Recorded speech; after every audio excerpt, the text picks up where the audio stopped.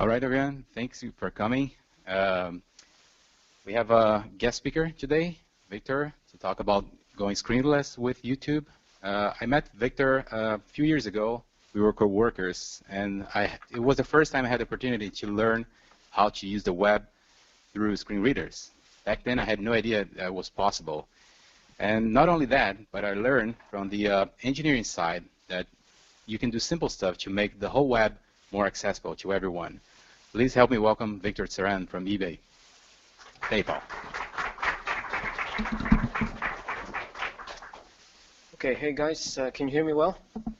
Cool. Okay, so where's the phone? Here. Okay, sorry. Okay, good. I always need to hold something in my hand because otherwise, better be hot and with caffeine. Anyway, so thank you for coming.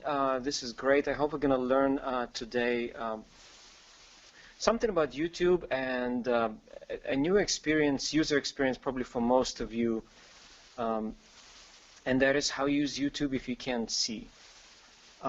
So what I want to start is by telling you just a little bit about myself, because I'm hoping that through my personal story you will see why we really need to worry about these things, making things accessible, and why we need to worry especially about YouTube making available to everybody. So I was born in Ukraine and went through all the same stuff like most of you, high schools and things like that. And then when I entered university, my real sort of touch with the world began, where at the university, as you know, you need to deal with homeworks, you need to deal with a lot of teachers, and you need to deal with all kinds of situations where you couldn't rely anymore on your parents to come and help you out wherever you needed.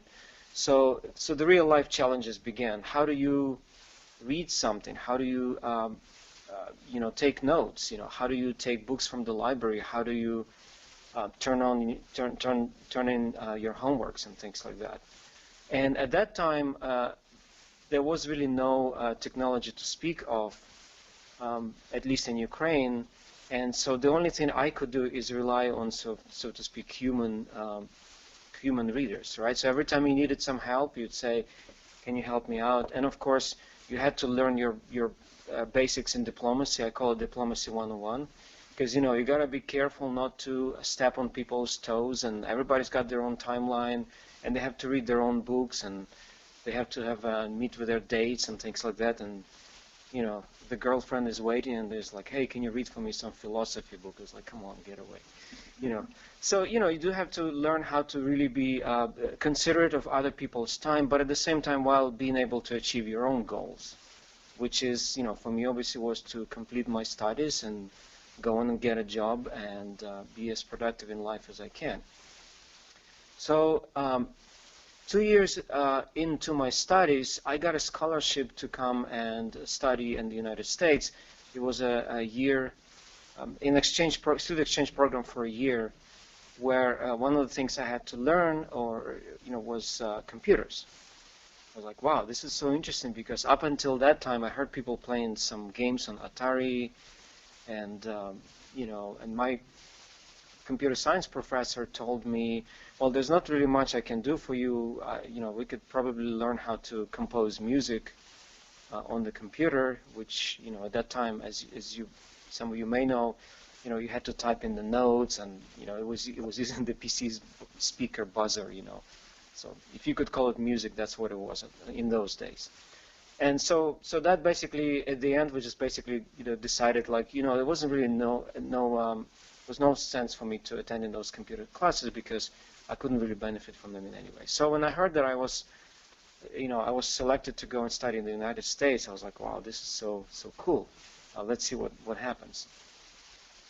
And the very first thing, because I was a philosophy major, of course I was all crazy about learning history, and information was the king for me, right? It's like, how much can you remember, analytics and all the kind of critical thinking and that sort of stuff. And so the very first application that I found when using computers, besides typing and doing all the basic things, is going to encyclopedia and learning anything I possibly could about the world around me.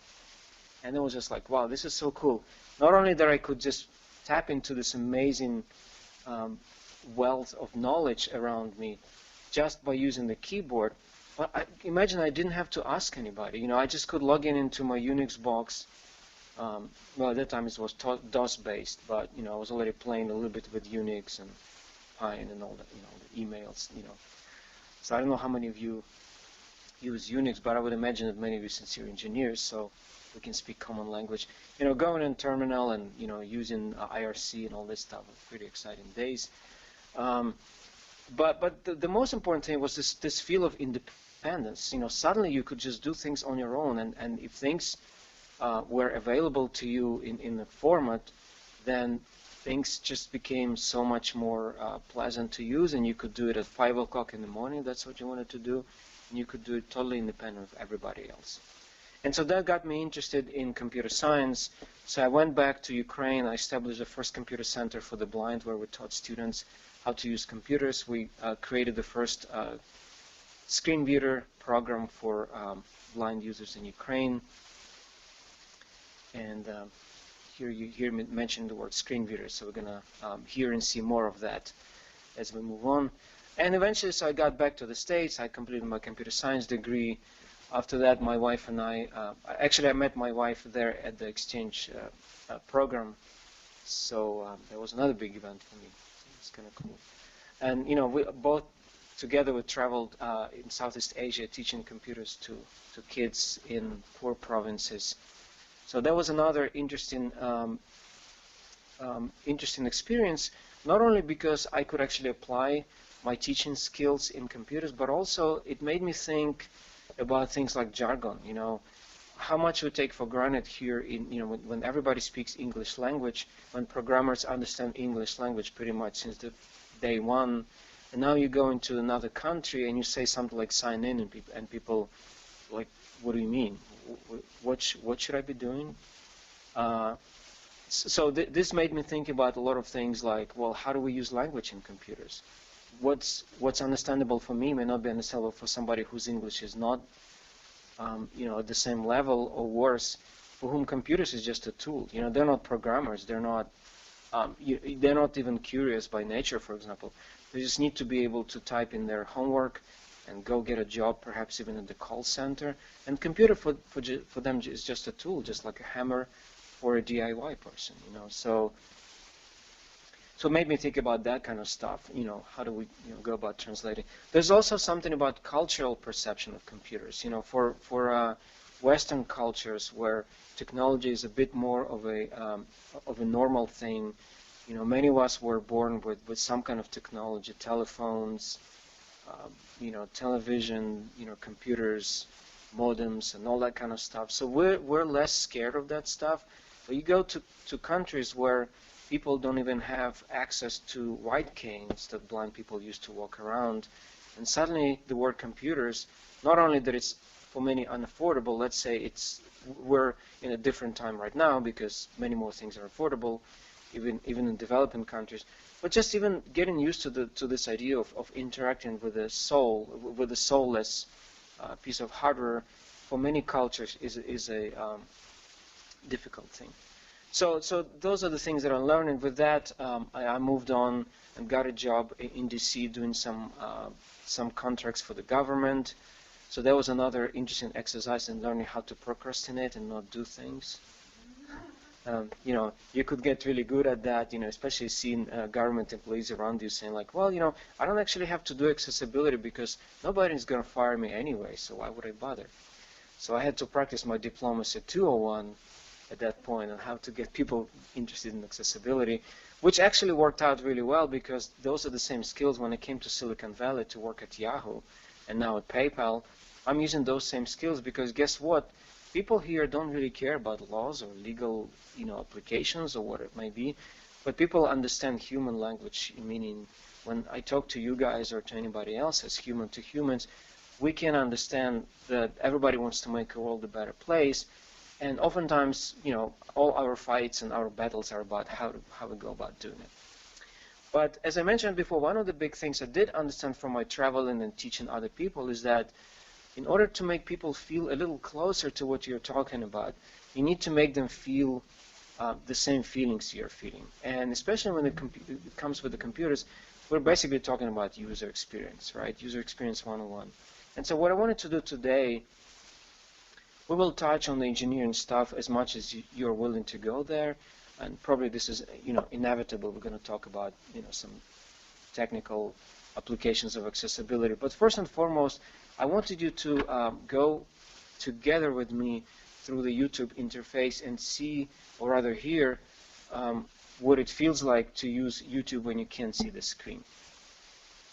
Now, before we even go to YouTube, I need to move here.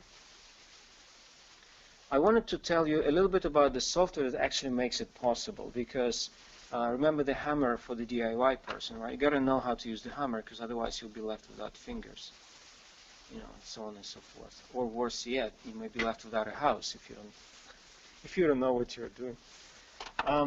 So same thing with the computers, right? So I need to have a tool that enables me to be able to interact with this piece of hardware. And this tool is called screen readers, a screen reader. A little bit an outdated term, because back in the DOS days, this is what this piece of software used to do. It literally would read the screen, try to interpret what was going on the screen, and then speak it back to you in a synthetic speech. Synthetic speech back in those days was nothing close to what you guys will be hearing in a minute.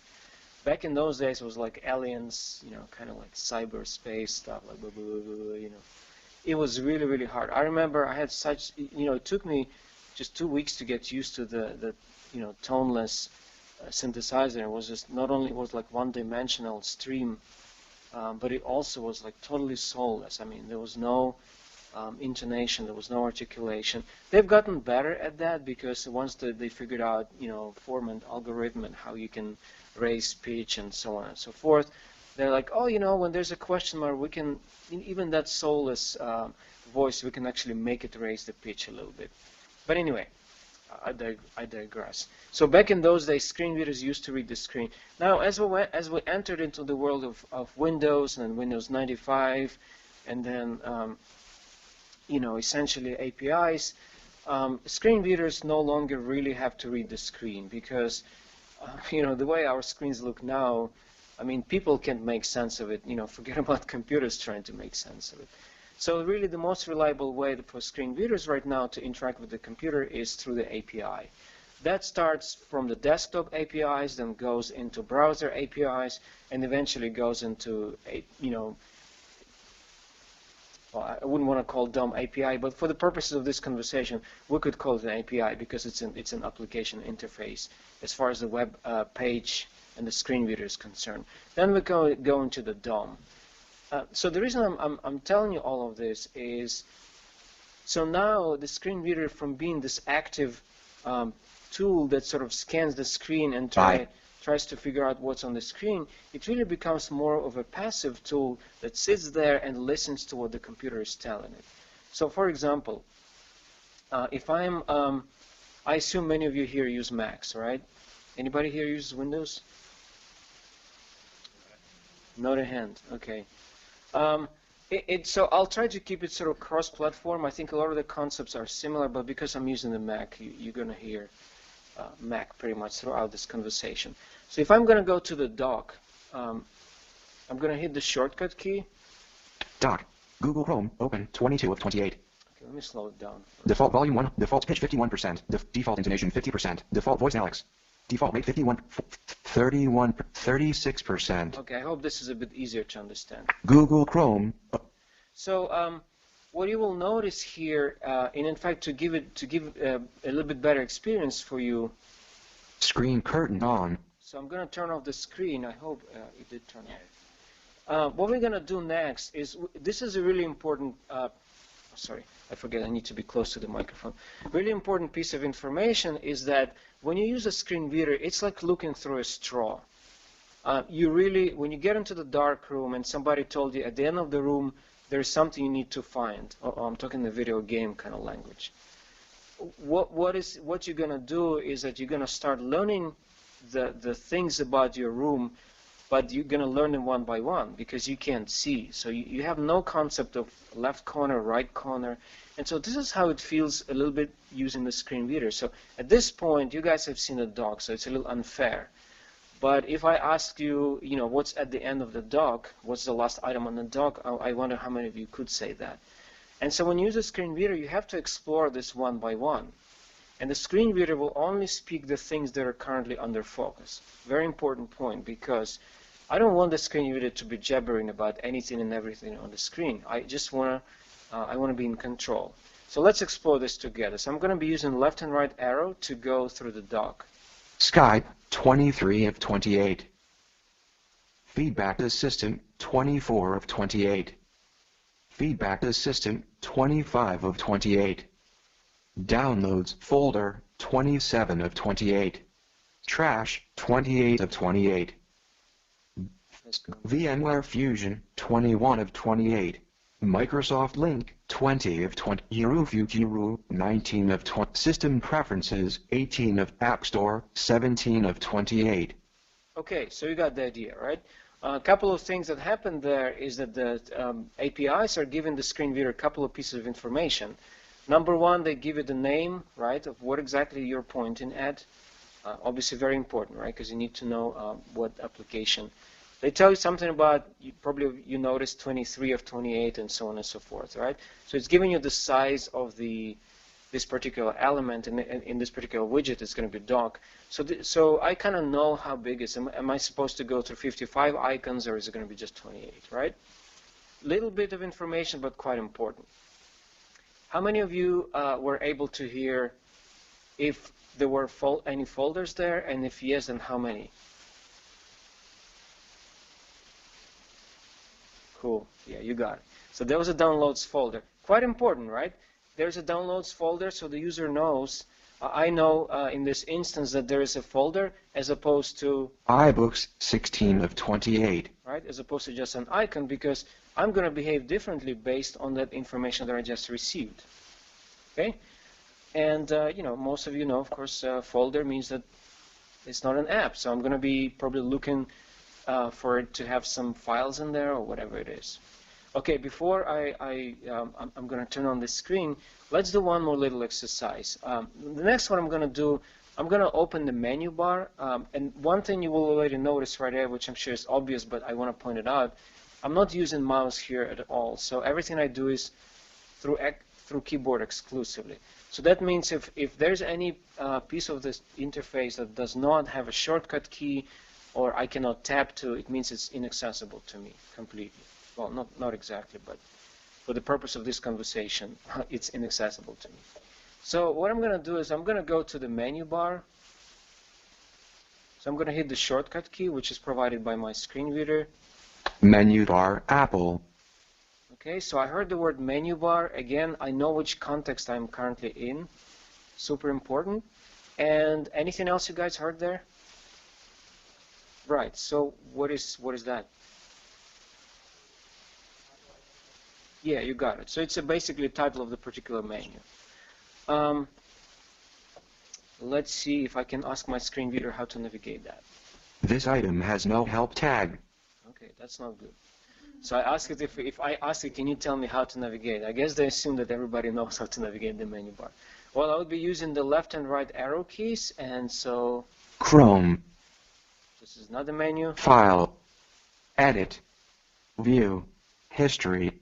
Bookmarks. Okay, so let me go down in one of these menus. So I'm going to go to, let's say, Chrome menu. Hit Edit. File. Chrome. Chrome menu 12 items. Right? So there's 12 items in the menu. So, and then, I can just go down arrow. About Google Chrome. Preferences, ellipsis, command, comma. Okay, how much did we learn from this one? Anybody? Yeah, there's a shortcut, you're right. Anything else? Let me play to this again, okay? Preferences, ellipsis, command, comma. Yeah, this is cool. So what do you see visually normally? I think normally you see, I think it is ellipsis, right? What does it mean to you visually? Yeah, there's a dialogue. Actually, some screen readers go as far as they will actually, instead of ellipses, they just simply say dialogue. So they would say, Preferences, ellipsis, command, yeah, comma. so they would say preferences dialogue. Very important context again, right here. You see, so now that I know that it's ellipses, then I know that this is going to be a dialogue if I open this particular menu. And there's a shortcut key which you correctly pointed out. Signed in as Tsaran@gmail.com, ellipsis. Okay. Clear browsing data, ellipsis, command shift delete. Import bookmarks and settings, ellipsis. Services, submenu. Okay. What about this one? You know, go ahead. Hi Google Chrome, command, H. Services, submenu. Yes, correct. So it said there is a submenu, right? Obviously, there is a difference between ellipsis and submenu. Ellipsis means that the dialog is going to open, and submenu is going to mean that there's just, menu items. This item, services, submenu. Cool. So, and then, I just use right arrow keys and I open the menu. Screen curtain off. Okay, I'm going to put the screen back on. Closing menu. And, okay, cool. So, so this is basically how the navigation happens on a desktop. Now, so let's just, I'm not using any slides today, so if you want me, I can take notes, but I'm sure you guys can take notes. There are a couple of things here I just want to summarize for you. What a screen reader needs to be successful in letting the user navigate. Well, number one, the user needs to be able to get to the item, right? So there's some kind of keyboard access involved, whether it's tab, whether it's arrow keys, depending on the context. Number two, we need a title. So everything, well, let me actually say name, not the title, because it's going to be a little misleading when we talk about the web. So everything needs a name of sorts. We call it accessible name, but that's more of sort of like an API talk. Then we need to know the context, right? So is this, we need to know a, I guess a context. Menu bar, is this a menu? It would also mean, for example, I were in a checkbox, is this a button, and so on and so forth. Because knowing that, the screen reader user will be able to figure out or know at least what they're supposed to do with this piece of information. And then we need some kind of state, right? So, in the case of list, it may be size of the list. In the case of checkbox, it may be whether the item is checked or unchecked. And in the case of menu, it's whether the menu contains a submenu, whatever it may be. And so with these three pieces of information, the user, for the most part, should be able to figure out the basic interface. So Safari. So let me go now to the browser, because I think that's what we want to look at. Safari. So one of the things we find on the web is that it's a bit less predictable. When you work with desktop APIs, they're pretty good. And also tomorrow or after tomorrow, if you come up to your computer, you power it up, most likely your desktop is going to look the way you left it yesterday, right? Unless you let your kids or partners or whoever mess around while you're asleep. But for the most part, if you're in control of your machine, you know that you're going to turn it on. Icons are going to be in the same place. The dock is going to be in the same place. Well, it's not the same case with the web, right? I mean, web is far less predictable as far as this stuff is concerned. So when we talk about the web, the principles I just described a couple of minutes ago are, I would say, they're so much more applicable. You have to be like super disciplined to make sure that all of your stuff has items, has names and has states and all that, all that kind of stuff.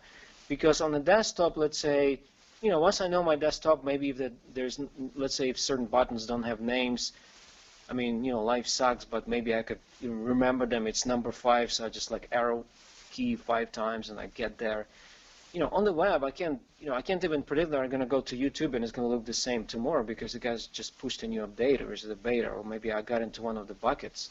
Who knows, right? And so this stuff becomes like so super important that that you can't let it slip. There's almost no excuse, because you can totally lose the user and the experience could be disastrous. So why don't we have a quick look at the YouTube page? And by the way, if you guys have any questions, feel free to interrupt me because if you don't interrupt me, I may be talking here for another 3 hours. So, and I don't know, how much time do we actually have? Is it an hour? An hour. Okay, cool. So, okay, so I'll try to stay close to the clock as I can. Okay, so here's the very first thing I'm going to let you know is that this, well, you may have guessed, the screen reader is a pretty configurable piece of software, right? It's not sort of one size fits for all, because just like there are many preferences people have, starting from close to colors, going to browsers and toolbars and whatnot, the screen reader obviously isn't going to be the same for everybody. Some users may want to speed it up, others may want to slow it down. Some users Default pitch, default rate 36%, default voice Alex. some users may want to use different voice. Default Alex. Some users use different languages. Like I speak several languages, so I have several speech synthesizers that I, even on YouTube when I go in, if I want to read descriptions in that language, I'll just switch to a different synthesizer. Some platforms gotten so smart, like iPhone, for example, that if it detects a lang tag, attribute, sorry. If it detects a lang attribute, it's going to switch the speech synthesizer on the fly. So on the iPhone, because it has a 25 built-in speech synthesizers for different languages, if I go to a page that contains multiple languages, it's going to automatically switch between the languages. A good example would be wikipedia.org. When you go and there are links in multiple languages, they use their language attribute really well. And so when I go through Wikipedia and it says which languages the Wikipedia is available in, VoiceOver on iPhone VoiceOver, the screen reader on the iPhone is pretty smart to switch those languages on the fly, which is really, really cool. We don't have that, unfortunately, on a VoiceOver in a desktop, although the features has been discussed, many times, and hopefully we'll make it one day there. Okay.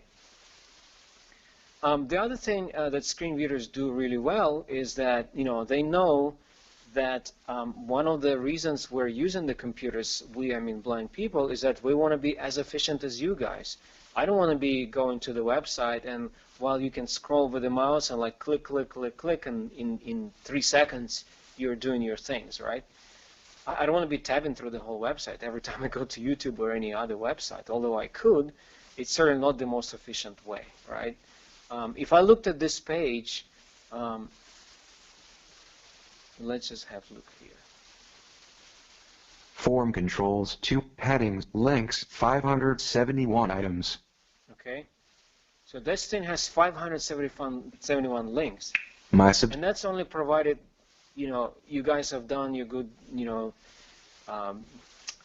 done your job right, and you have all your hrefs, and you don't do on-click stuff and things like that.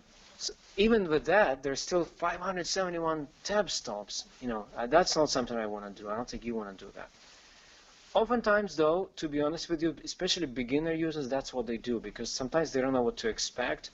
And also, there's a population of users who lost their sight late in life, which means they're not as adaptable as, I lost my sight when I was 5, so I'm pretty adapted by now, but there are a lot of people who lose their sight at 40, 45.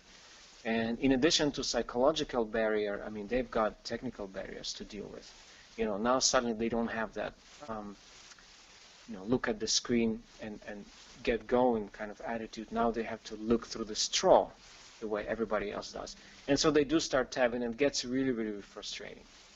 But once you get more proficient with screen readers, you start looking for other ways to improve the way to navigate, and one of those things is, you probably heard about, is called HTML headings.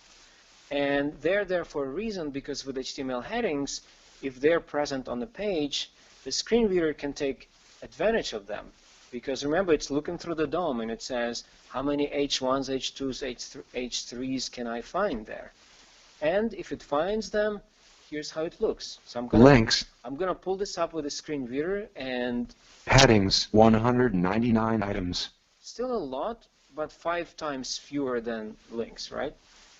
And more importantly, not only there are fewer headings than links, there's also something I can learn about the page, And there I must say you guys are doing really pretty good job because your page is pretty well structured, at least the home page. Once you get a home page, things get a little bit less predictable. But you know, we're looking at the home page right now. So you see there's a number right to next to each heading to the left of it, and that's telling you what level, whether it's 2 or 3. So we can see here 2. What to watch. 3. Playlists. 3. Subscription. 2. Recommended. 3. 3. I'm just going to go through that because otherwise, you know. 3. 20. So you got the idea. But you already see some of the things that I would be talking about just by looking at the heading list, right? Even though they're headings. 3. 18 2014. 3. 20. What? Oh, that's in Ukraine. That's right. Okay, sorry. You got it. 3. Anyway, so you can see now how I can take advantage of that information. Well, My subscription. once I learn my screen reader, I can actually tell the screen reader to go just between headings too. So this way, since you guys done pretty good job, and I just want to look at what major sections are available on this page, I can just there are several ways I can do that. Visit. So I can find the heading level 2. Heading level 2. What to watch. Clickable. And then I can tell my screen reader, okay, go to the next heading level 2. Heading level 2. Recommended. Heading level 2. 2 items. 24. Recommended channel for you. Clickable. Yeah, this is where it should be switching to a different language, but. Heading level 2. Associated Press. Okay. You also hear something interesting. Did any of you notice a little click there? Like makes this click. Yeah. Heading level 2. Heading level 2. Associated Press. Now, why this? You hear the click. Normally, you would hear the word link, but because I'm a bit more proficient and I don't want to hear link. I told my screen reader just to play a sound. So whenever there's a link, it'll play a sound, and it'll play different sounds for drop-down, checkboxes and things like that. It depends on the screen reader. Some of them go crazy. Like ChromeVox, which is the Google's own speech solution, does a really good job with what they call ear cons, and they really do it pretty good. I like the way Google ChromeVox actually uses sounds. Sometimes it's a bit too much, but for the most part, it's pretty good. And so most screen readers will have some kind of functionality to substitute controls by sound. But again, remember, they need that semantic piece of information to be able to know what sound to play. Because if the screen reader doesn't know that it's a link, guess what? It's not going to play the sound. So, okay, so we got through headings. This is pretty good. And you can see I can go back and forth. I also have an ability to, so let's say if I go to heading 3. Heading level 3. Rock Big rig stuck in Illinois swamp. Right, so then I can move my screen reader to next level, heading 3. Heading level 3. Obama advisor skips House hearing. Okay, and so on and so forth. Now, when I hear a link, I obviously can activate it. In this case, since I know it's a link, Heading level 3. I can open the video. Obama advisor skips House hearing. Press. Obama advisor skips House hearing. To gather facts about the White House Office of Political and Strategic Outreach. Okay. So I want to have a look at this page because this is where many users spend their time. So the very first thing I hear from users, and that's, I wanted to let you know, I know there's obviously business decisions behind this. I wanted to let you know because I hear this from users all the time. Especially blind users are not big fans when the video starts playing automatically. Why? Oftentimes, you just want to read the description and you may not even want to watch the video. And so let's see how fast we can find the play controls in here. So I'm right here on the page. I open the page. So at this point, you remember, guys, the straw, right? Can you imagine the straw? Straw. Right? I don't know what's on this page. I'm just going to start tabbing and see what I can find. Try something new. Search text field. Okay, so you placed me into the search by default. Search button. Play button. Okay, cool. So at least the play controls, and I think this is, you've been using the tab index to do some of these things. So this is probably for the right reason. I could understand why this is done, and this is probably a good Caps example lock, caps lock off. where the users can quickly jump to the play button. Let's tab through this thing. Mute toggle button. Okay, mute toggle button. 100% volume slider. This is good. See here. This item has no help. Watch later button. Okay, watch later. Settings button. Theater mode button. Full screen button. Okay. Visited image. YouTube home. Okay, now YouTube home. we're back into the navigation bar. Okay, here's a question for you. What's missing here?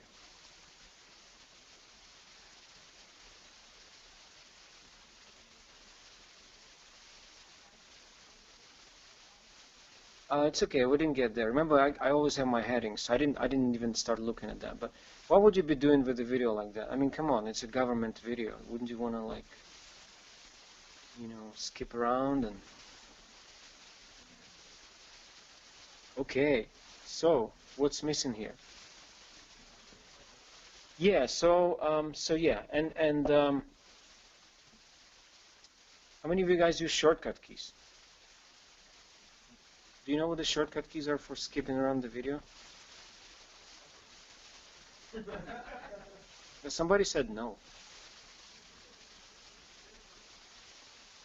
Okay, cool.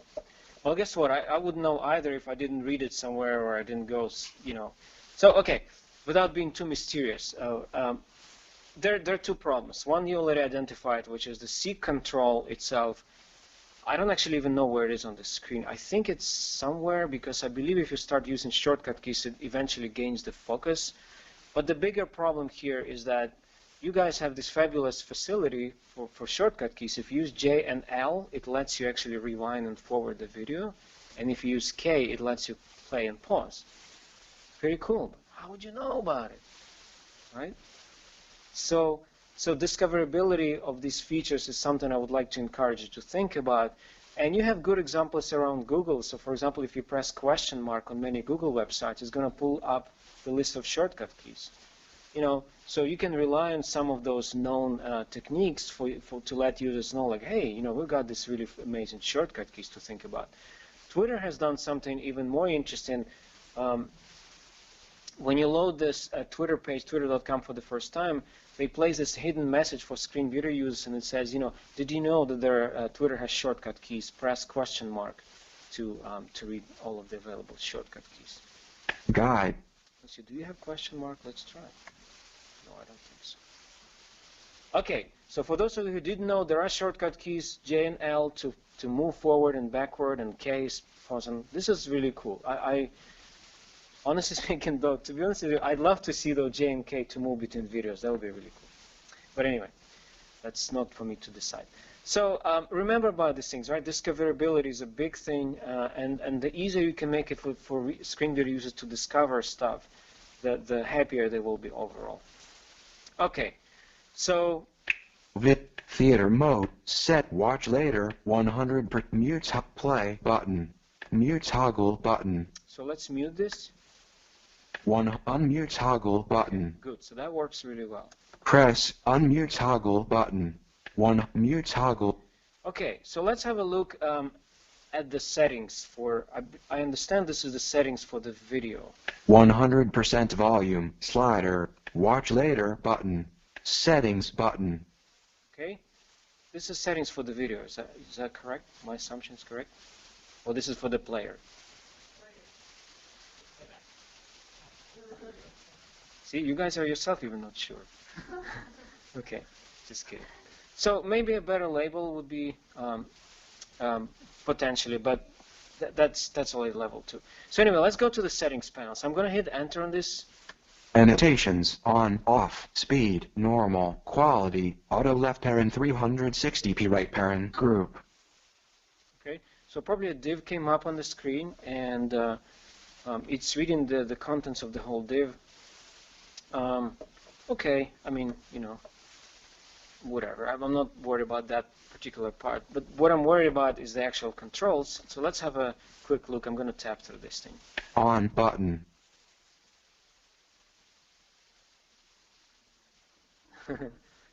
I'm just pausing so you guys have a chance to process it. Okay, let's go next. Off button. Okay. Are these two separate things, or they're like part of the same thing? Oh, it's even worse. Yeah. Thanks. Okay. Normal button. Who are we talking about here? Right. This is a speed, so it's really a combo box. Yeah. Thanks for letting me know. By the way, that's good. Okay. Cool. Let's go next. Auto left parent 360p right parent button. Let's see. This is DPI? No, what is it? Frame rate? Quality, right, sorry. Yeah, this, okay. So, but this says, it's not clear because it says auto and then it says 300.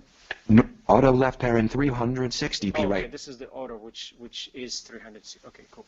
So, but I assume this is also a drop down then. So let's press enter and let's see what happens.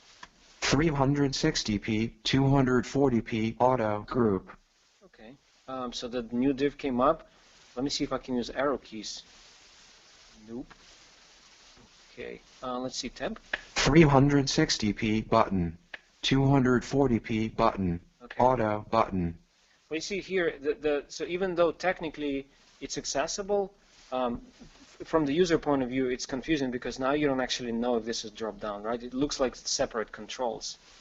And because they don't really have labels, you could easily get confused by thinking, oh, these are totally three different things I'm looking at. So you can see the drop downs definitely, and I see this all over YouTube. So I'm just showing you some examples. I assume you guys are going to be doing your homework. But the drop down definitely is something I would like you guys to see looking at, because you have a lot of them, and they're super important, right? Because a lot of that stuff allows you to configure your YouTube experience. So I think this is definitely something worth looking at. Okay, so I press escape. I don't exactly know, so I presume, I don't know if it collapsed anything. Play button. Search I button. think it collapsed.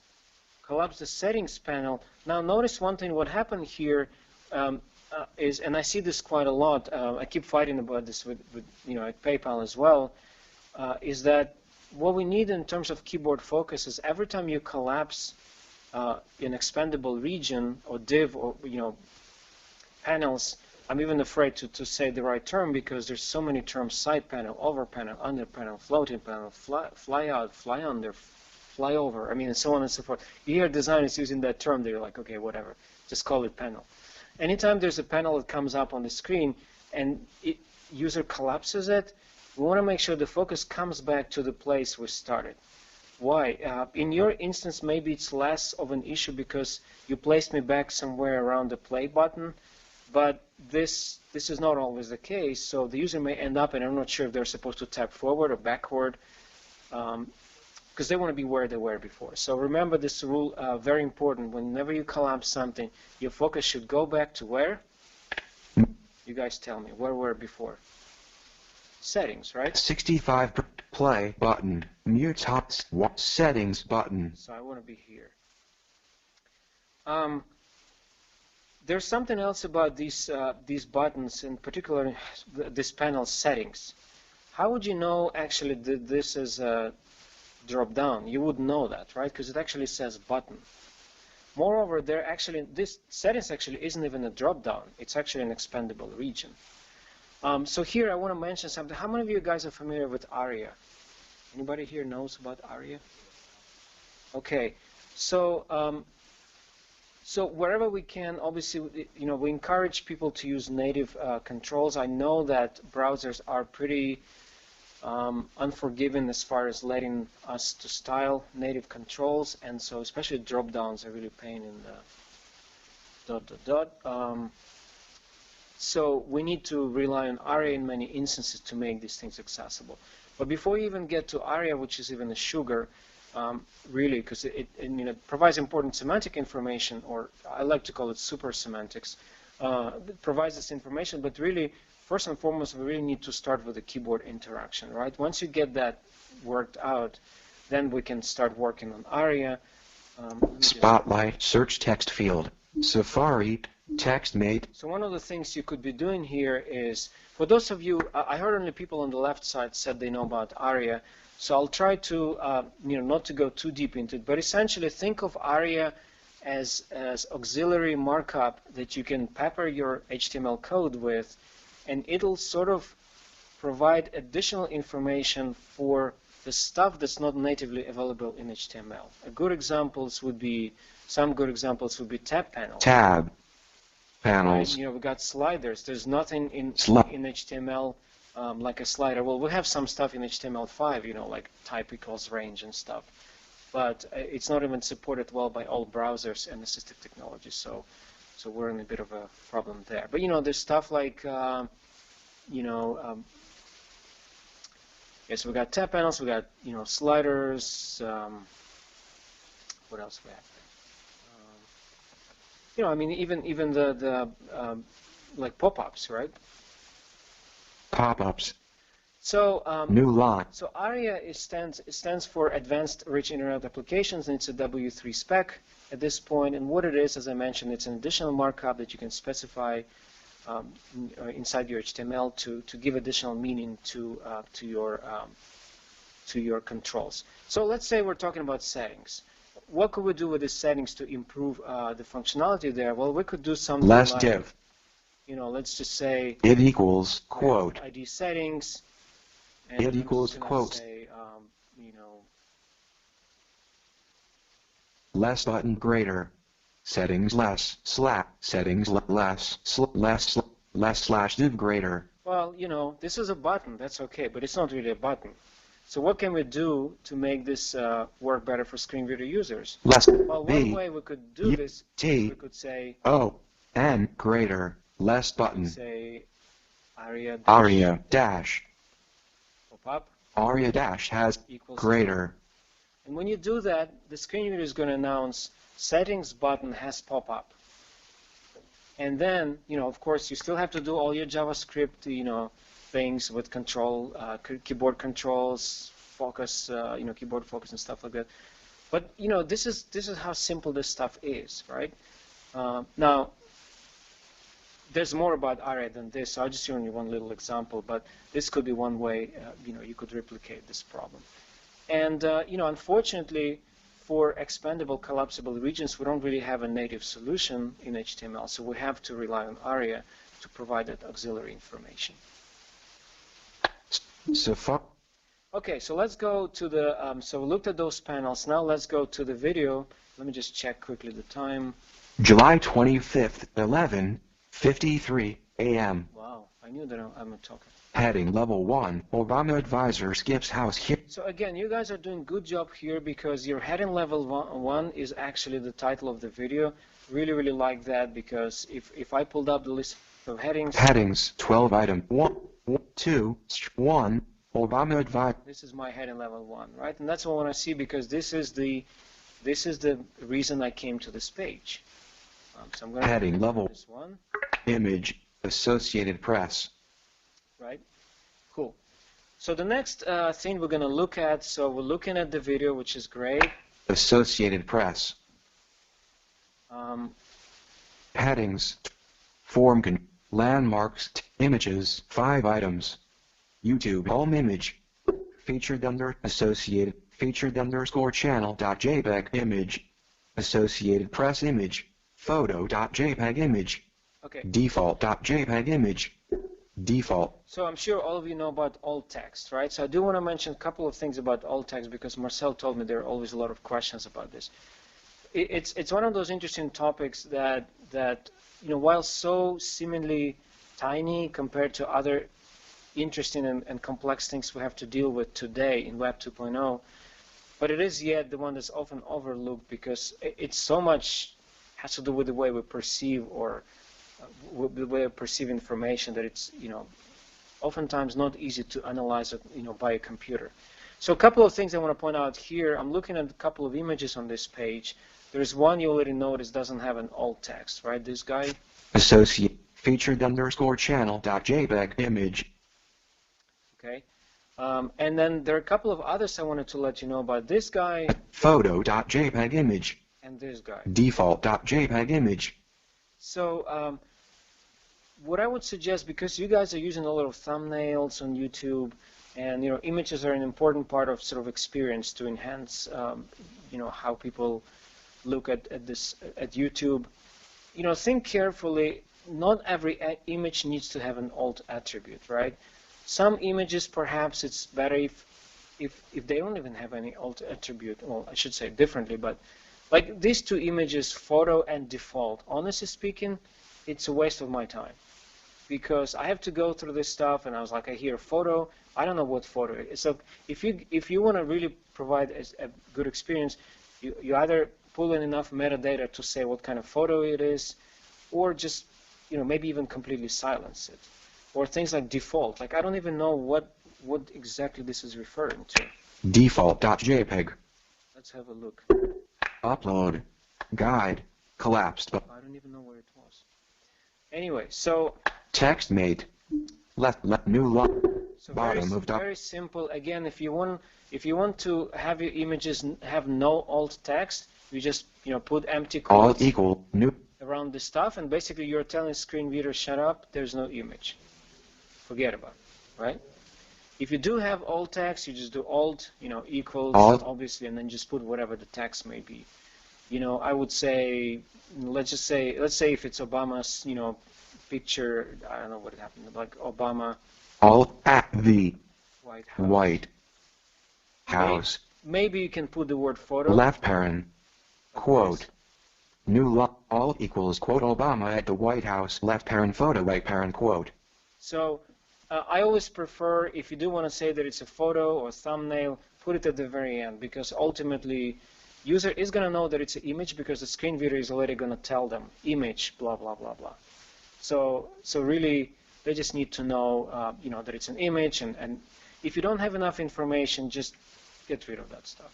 It's really probably wasting your bytes as well. Okay. So Upload. Button. yeah, those are the things you guys have a lot of. Button. Do you know what those things are? Actually, I don't even know. Button. Oh, let me move Button, the focus. button. Can you see now? Oh, Google Plus. Ah. Button. So this is like to sign out, or no? What is it? Button. Okay, so then we need to talk. So this is a widget that you probably inject from Google Plus, right? Button. Okay, cool. Image. Associated Press.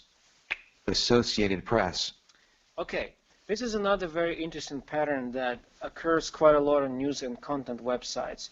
When you have a thumbnail or logo of a company and you wanted to make it clickable, right? So what you do, you can't really wrap it up with an href. So what we end up doing is that we have two tab stops, right?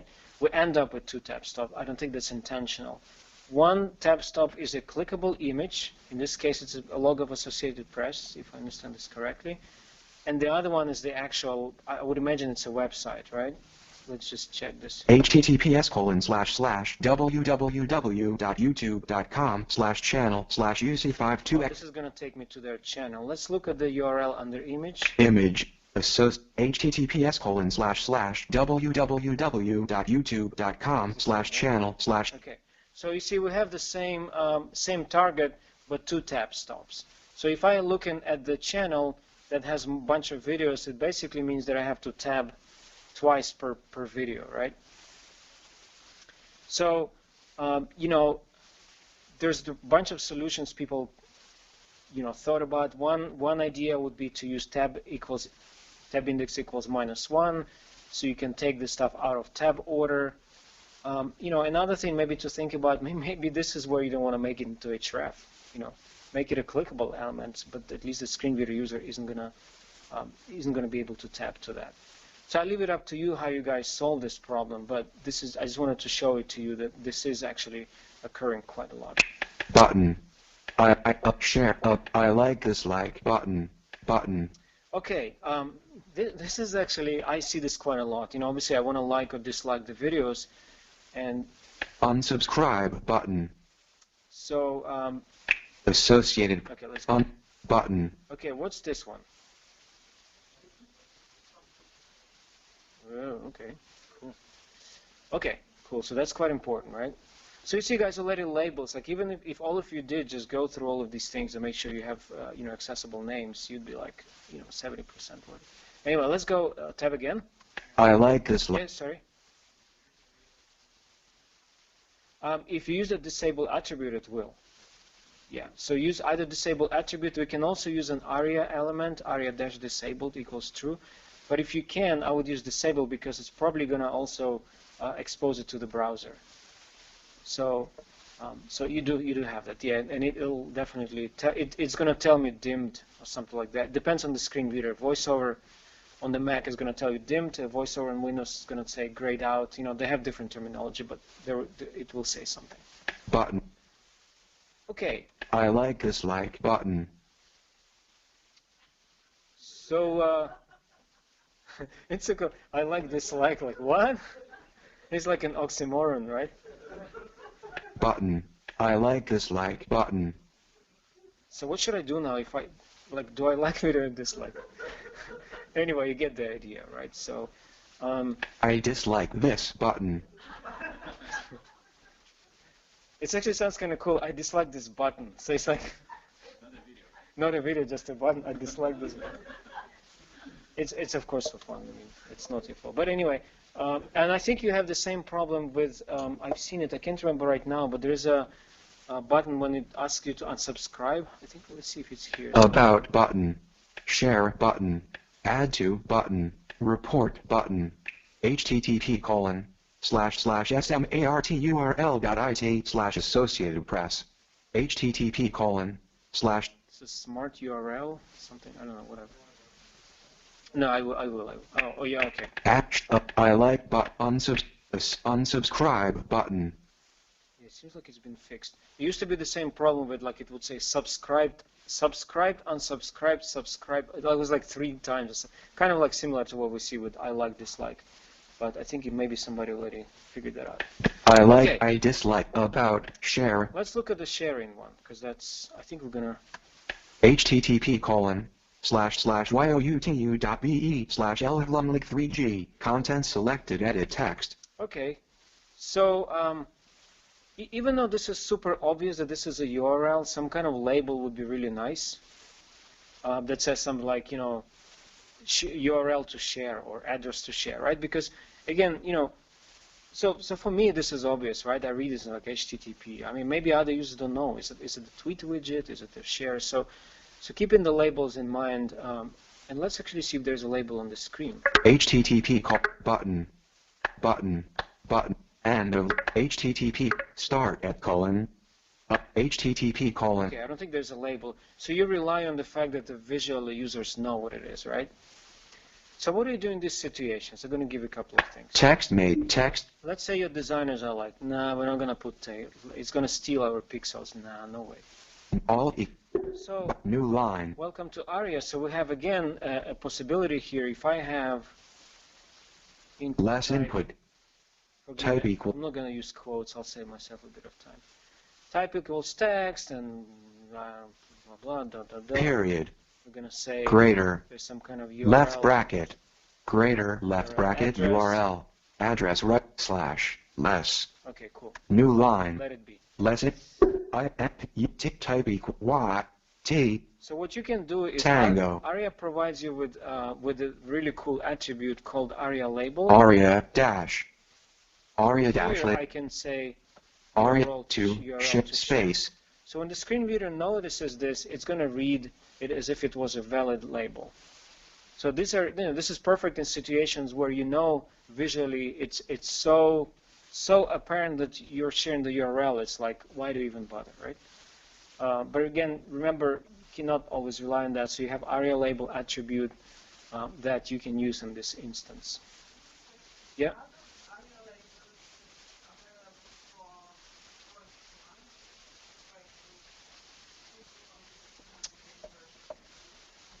Yeah, this is a great question.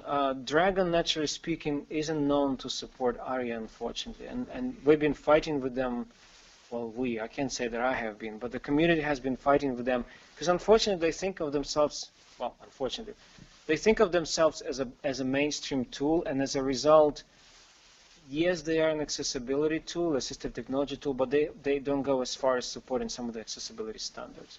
So you wouldn't be able to say, click on URL to share or something like that. It wouldn't understand it. But, sorry?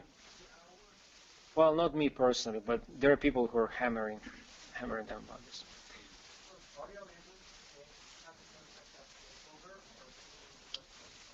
No, it has the same effect as the label 4 attribute, label 4 tag.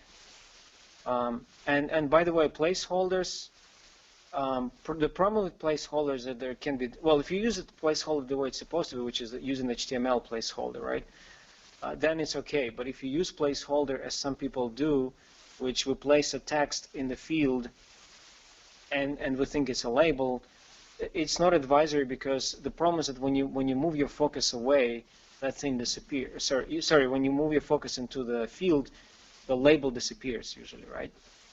Well, that means the screen reader isn't going to know what's the label of this field. Yeah. Okay, cool. So let me just finish this widget and then we can get to questions. Okay. Cool. Space. I'm just tabbing, by the way. Oh wait. Space. Apologies. Safari. My mistake. Button list http://0:07. Content selected. Edit text. See, this is where it would get really super confusing.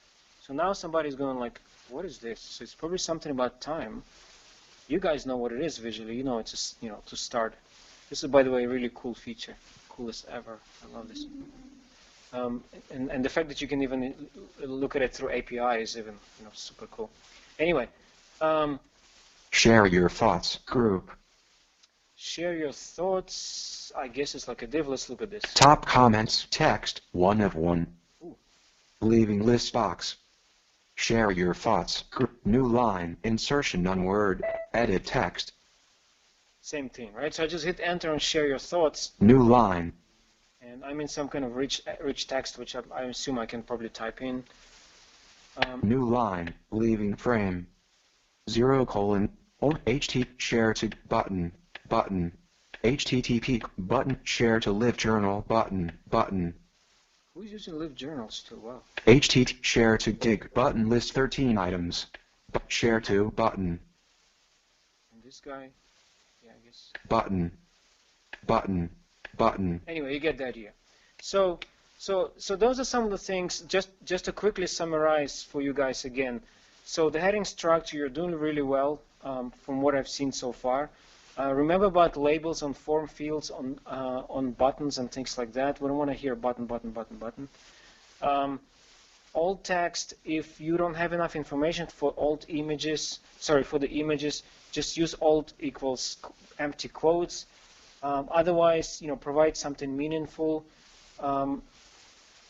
Drop downs and expandable panels. Use ARIA. We have ARIA pop up and so on and so forth. This is probably a separate conversation, but ARIA is very powerful that way. And yeah, I think then we can just get to questions. I did want to mention something that I talked to Marcel about. I noticed that you guys are doing some, you're refreshing the content on some pages, like the middle of the page gets refreshed. That's causing some really weird things because the keyboard focus gets totally screwed up. Because especially in Chrome for some reason, I see this more than in Safari, is that I will be looking at the list of videos and then suddenly my focus jumps somewhere else completely. So that's something maybe we can talk after, maybe if you guys want to, we can get together for lunch or whatever, we can chat about this. I see this as one of the big problems. So should we go to questions quickly? Yeah, we have two questions here.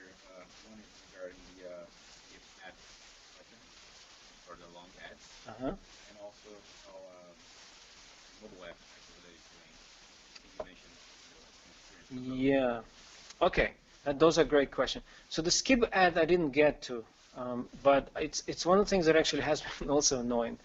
So I tried to reproduce it because, but it was hard because every time you'd go to a video, it's either a different ad or So if you guys have any reproducible scenarios, I'd love to be able to show this to you.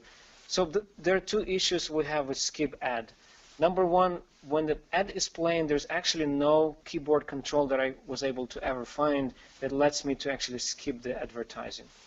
That's number one. So even if I knew that there's actually a skip functionality. Number two, I don't even know that that functionality is available. Remember we talked about discoverability, about keyboard shortcuts and stuff like that?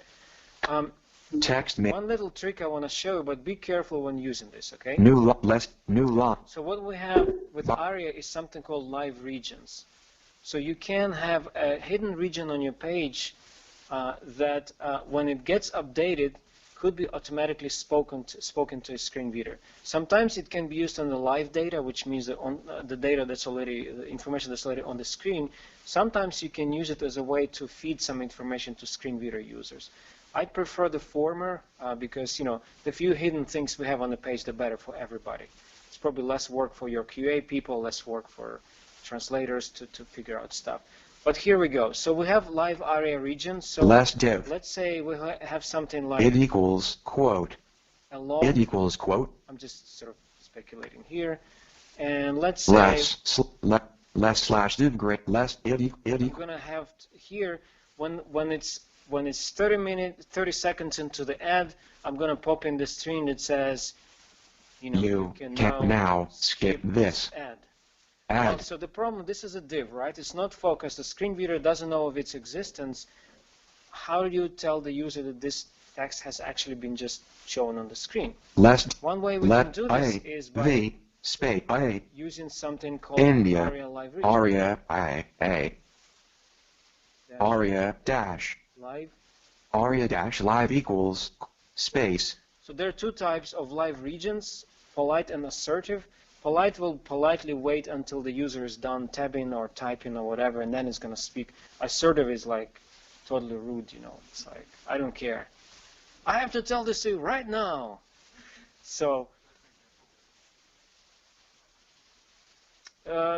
perhaps, let's say, if you are in the chat, you may not want to be interrupting the user because, let's say, they're typing a message and they're listening to a screen reader as they type, right? So you don't want to be like intruding, right? So that could be one of the best examples. So in this instance, because the user probably is mostly listening, I think it's okay to be assertive. And so one way to do this, you could be, you know, injecting a string here, and every time you inject it, the screen reader is going to react. Less input. Now, live regions are a little bit interesting beasts in that, depending on what screen reader you're using, you may need to do a little bit of hacking around. Right bracket. Less div ARIA greater quote great space. Here's a good one. Dash. Error dash it's greater. Oops, I misspelled. Error dash T O T A dash ARIA alpha ARIA. ARIA atomic is the attribute that says no matter what, update the live region. I don't want to lose you at this point. All I wanted to show you guys is that live regions can be used to communicate some changes on the screen that you know that happen, but for example, the keyboard focus is not currently pointing at. You can also use, instead of using less input. If for example you have model alert, you could also be using something called ARIA role equals alert. Role equals. So you basically place it on a div, and whenever there is alert on the page, you know, it'll say alert. You know, it's time you go get some coffee. You know, you've been spending too much time on YouTube or whatever. So ARIA provides you with all these interesting attributes, and you can look at the spec. You know, I'm sure Marcel would be a good person to talk to. You know, you've spent some time with ARIA before. There's a great spec. There's a lot of stuff on the websites that shows you good examples. But I think because YouTube is so dynamic, you may find some good applications. Be careful, though. I do want to warn you. You can overdo stuff, and that can, you know, that can have totally adverse results. So, you know, as every tool, you know, make sure you know exactly what you're doing so that you don't confuse the user. Any other questions? Yeah, we have a question. You already said the autoplay. So it's the page, you got autoplay. Yeah. This is like directed by our business. Yeah.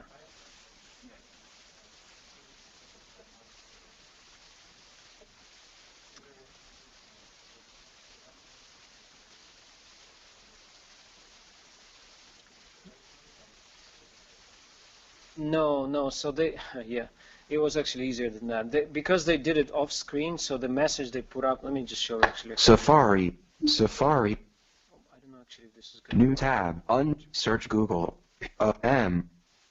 Twitter page has 20 links, 2 headings, Let's see, if I go to the top of this page, visited, language, visit. no, it didn't work. I think it remembers me.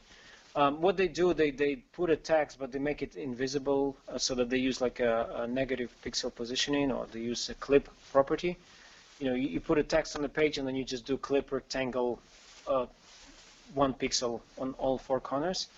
And so if you're not using a screen reader, you're not even going to know it's there. So if you use Flash, which I hope you don't, unfortunately, we don't have an easy way to detect screen readers in the browser at this point.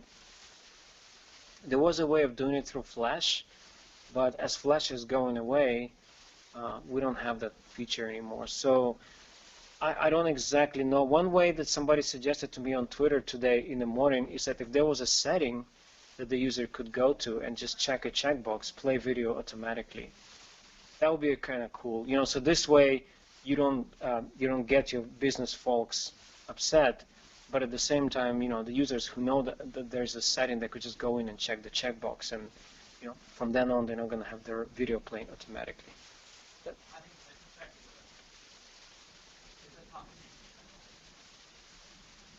What?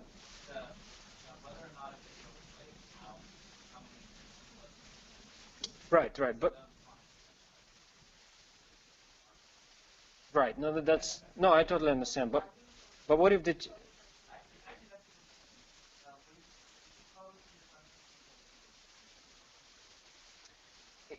it could be? Then you have to make sure you write it for all browsers, right? But so I was thinking the setting could be, you know, but they don't even want people to be able to turn off that feature, right? But what if it could be another analytics? How many people actually turn off the video, right? So you could think of it that way, but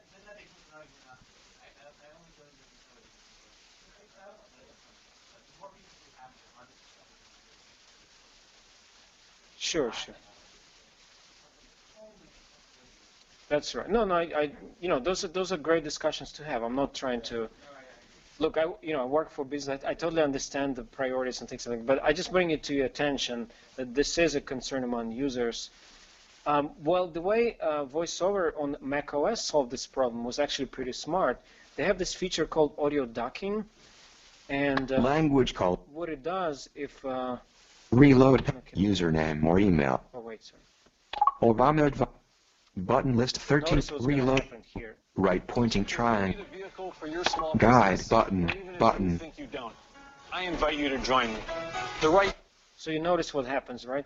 When the video is playing, the voiceover ducks down the video so that the user can still hear a screen reader. I think it's a pretty clever solution, personally. I don't actually know why others, you know, and they do the same on the iPhone. So it's actually on if you're using Mac, it's really not that bad. But if you're using Windows, then you know I could see why people, you know, could be upset. I'll leave it up to you to decide what to do with it. I just thought I'd communicate the problem. Anyway, anything else? We're done, right?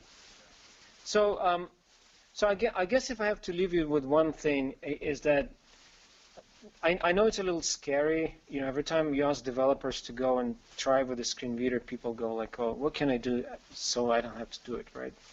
But honestly, it will open your eyes to many things that you thought you developed really well. And so just going through the experience is going to help you just to discover a lot of things, not just about accessibility, but just overall, imagining yourself using the keyboard. So I would suggest, if you can, spend 10 minutes, 15 minutes just going through the interface, and just make it into a habit, and that's just going to make you a better programmer and bring you a little closer to how users who are blind specifically use your particular product. Oh yeah, okay. So this is the one I'm using here. It's called VoiceOver. It's built into every Mac. If you press Command F5, VoiceOver off. VoiceOver on Safari. It's built in, so that's really you get it for free. If you're testing on Windows, there's a project called NVDA, which is an open source screen reader. So that's going to take care of Windows. And of course, you do have ChromeVox in Chrome, which is also a solution. I know Marcel told me that there's a little bit of a concern among developers that you have to learn how screen readers work. There is a bit of truth in that, which is, you do kind of need to know how it operates. For example, remember I mentioned at the beginning that tabbing is not the only thing you need to do with the screen reader. But honestly speaking, there are only a few shortcut keys you need to know to be able to be effective. So remember I showed you this feature. Images to it's called Web Rotor. I can never pronounce this properly, but this word, R-O-T-O-R. And basically, if I press, when the screen reader is running, if I press Command Option U, this opens up. And look, this is a quick, right there, you can already see what's going on here, right? And then use left and right arrow keys to switch between different categories. buttons, 57 items. Guide button. Button, search, play, mute, false, theater, setting, cap, watch later. You don't even have to use any tool. Then you go left arrow, right arrow again. Links, 90 items, up, 1108928170221896018491. That's a good link. I like that. https://loyal to liberty. 3 hours ago. 1124932913322716812791. Do you guys start realizing why you have 500 links? Because actually I think there's some things on this page that really don't have to be links, like this guy. 3 hours ago. Like I'm not sure. Maybe my thinking is screwed up, but I don't quite see why this should be a link. I mean, I know you want to make everything clickable. That's probably the idea. Is that correct? Right. Yeah, but that's not what the link says, right? I know. Got it. So that's what the link is. Okay.